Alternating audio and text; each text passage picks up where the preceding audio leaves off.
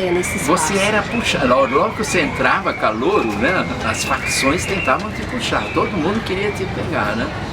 Mas eu já tinha eu tinha que me defender sozinho aqui em São Paulo. E eu tinha uma responsabilidade, eu não tinha onde cair morto aqui, né? Mas eu já era maduro, porque você já vinha de uma vida difícil, uma vida dura, né?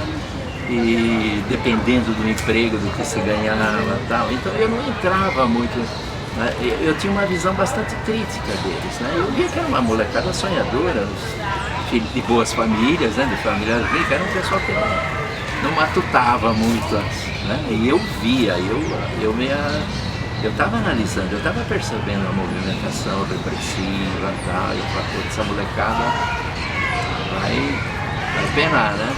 E foi muito bom isso para mim, porque isso me ajudou mais tarde no Clamor. Porque na verdade eu fui muito pombo correio do Clamor, né? Eu fui dezenas de vezes para o Paraguai, para o Uruguai, né? Para o Chile. E como eu não tive nenhuma filiação nos grupos de esquerda, isso me ajudou muito, porque toda vez que eu ia embarcar, passar na Polícia Federal, eu falava, será que eles estão sabendo? E passava, entende? Então nunca me criaram problemas, então eu pude fazer toda essa ajuda, né, que o Clamor prestou a toda essa América do Cone Sul aí, né? E sem ter problemas, eu nunca tive problemas em alfândega, nunca. Mas eu acompanhava todos, eu participava de reuniões, via o que eles estavam discutindo, né? Você era disputadíssimo dentro da faculdade, né? Desde grupos de direita ou todos aqueles grupeiros da esquerda, que já se subdividiam, tinha 1000 facções, né? Mas era interessante, eu vi. Depois eu acompanhava tudo, né? As manifestações na rua, né? Eram repressões terríveis. Aqui baixava a polícia da Marinha, que era terrível, era uma das mais violentas, a polícia do Exército, né? As repressões, eles vinham com soco inglês, né? Judiavam mesmo da coisa. Mas isso me predispôs para essa luta popular, entende? Eu achava que fazia melhor organizar povo, tá? Porque esse tipo de enfrentamento, eu acho que não ia. A desproporção de forças era visível, né? Então foi interessante, foi uma época de muita fermentação de movimentos populares, de organização popular, né? E o povo vivia problemas terríveis e o poder público não estava nem aí. Então era a organização do povo mesmo que fazia. E você tinha muito medo até de defender causas justas. Por exemplo, uma época me notificam todo um bairro lá, as mulheres vieram com o olho assim, tinham que se apresentar na delegacia. Porque elas foram à imobiliária e foram pedir os documentos que eu tinha pedido, que eles exigissem da imobiliária. O dono da imobiliária foi na polícia e para intimidar, para desestimular a organização deles, cita todo mundo para comparecer à delegacia. E eles falaram, o senhor vai conosco? Vamos lá. E era um jeito de intimidar. Esse povo sofria sempre tudo, né? E eles vão à delegacia, então notifica 2, 3, mas não precisa vir todo mundo, só 3, mas vai todo mundo, eles decidem todo mundo, né? É interessantíssimo. Então, aí a gente começa a juntar qual é o conteúdo dessa comissão, como é que nós temos que trabalhar. E eu acho que na época ainda no começo, eu era o único leigo da comissão, eles eram todos padres da periferia. E eles trazem os dramas que a população contava para eles lá, e que eles viviam enfrentando polícia, enfrentando repressão, né? A repressão contra a população, nas causas mais justas, né? Então a gente vai trabalhar isso. Então nós vimos que nós precisávamos trabalhar primeiro, começar a conversar sobre direitos humanos, formação em direitos humanos. Aí vem o Jaime Wright e traz aquela cartilinha de direitos humanos que correu o Brasil inteiro, né? E a gente distribuindo e soltando e falando de direitos humanos. O que eles estavam reivindicando eram lutas próprias para a defesa de direitos humanos que estão na carta, que o Brasil precisava respeitar, que a ONU. E a gente começa toda uma divulgação sistemática de quais eram esses direitos, quais os direitos fundamentais, como é que estava isso fundamentado em legislação brasileira. Então a gente fazia a ligação dessa parte prática humana, cotidiano do povo, com essa fundamentação bíblica, evangélica e tal, unindo as duas coisas, mostrando que era, que não bastava a gente estar convencido, nós tínhamos que convencer o resto da igreja. O resto da igreja não era Dom Paulo, o resto da igreja não tinha bispo. Então a gente tinha que convencer, ganhar adeptos para ganhar na Assembleia Arquidiocesana que realmente pastoral de direitos humanos fosse uma prioridade. E aí a gente trabalhava, né, comia pelas beiradas, para chegar na Assembleia, a votação do povo votar, prioridades, isso e direitos humanos. E aí então começa a fundar, a gente começa a fundar centros de defesa de direitos humanos. O dinheiro de Dom Paulo, do palácio de Dom Paulo, que ele vendeu, e ele tinha comprado lotes, eram puxadinhos lá, o povo celebrava lá, e o povo se reunia lá para discutir os problemas lá. Então a comissão chegou a fundar mais ou menos uns 14 centros de defesa de direitos. Então a gente tinha que convencer, ganhar adeptos para ganhar na Assembleia Arquidiocesana que realmente pastoral de direitos humanos fosse uma prioridade. E aí a gente trabalhava, né, comia pelas beiradas, para chegar na Assembleia, a votação do povo votar, prioridades, isso e direitos humanos. E aí aparece ela como uma linha de pastoral para a arquidiocese. Então todas as regiões tinham que trabalhar direitos humanos. Agora era uma época,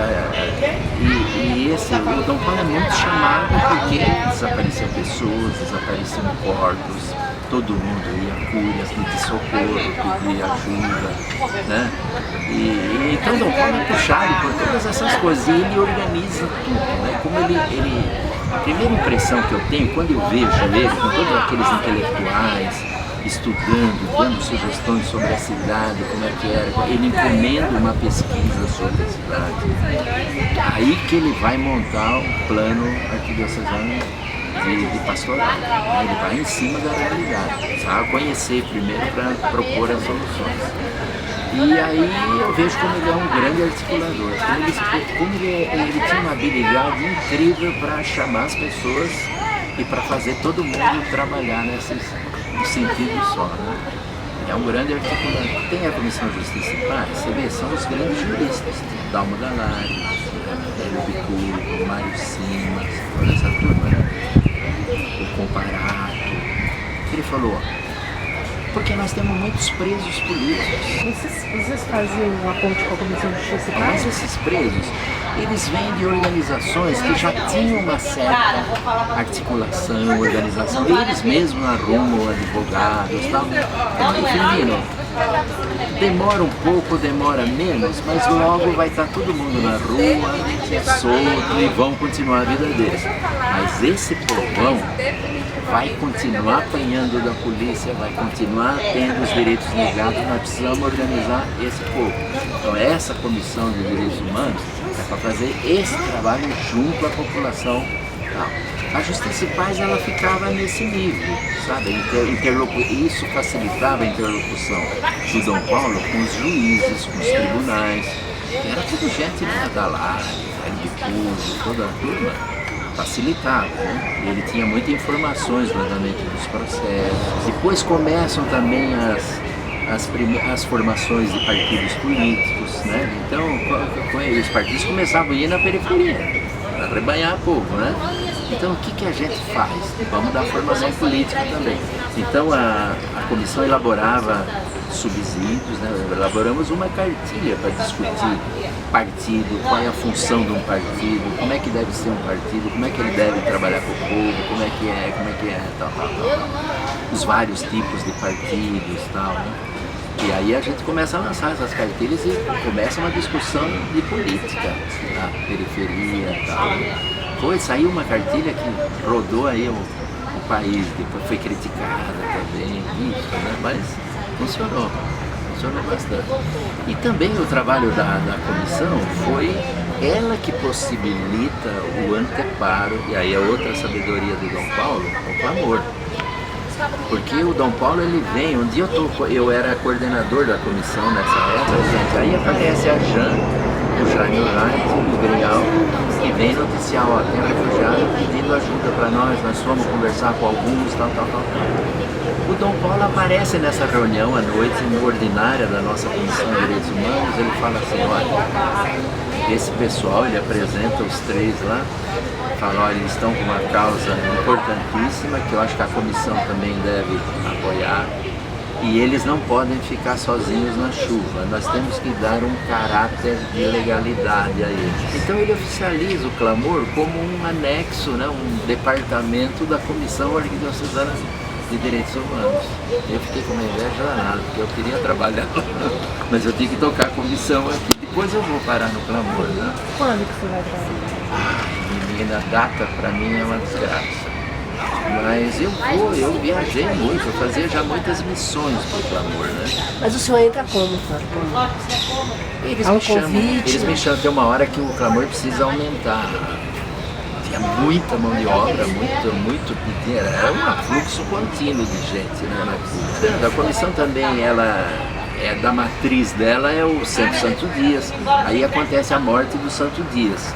E pela primeira vez nós tivemos contato com a Justiça Militar, o do Santo Dias, que é morto por um PM e tal, né? E aí a gente vai acompanhar o caso do Santo Dias, que era um caso ligado à pastora operária e tal, né? Mas a gente vem, eles vêm pedir socorro na cura, então vamos botar advogado para acompanhar o caso. Aí a gente começa a ver Justiça Militar, que era uma novidade para nós, né?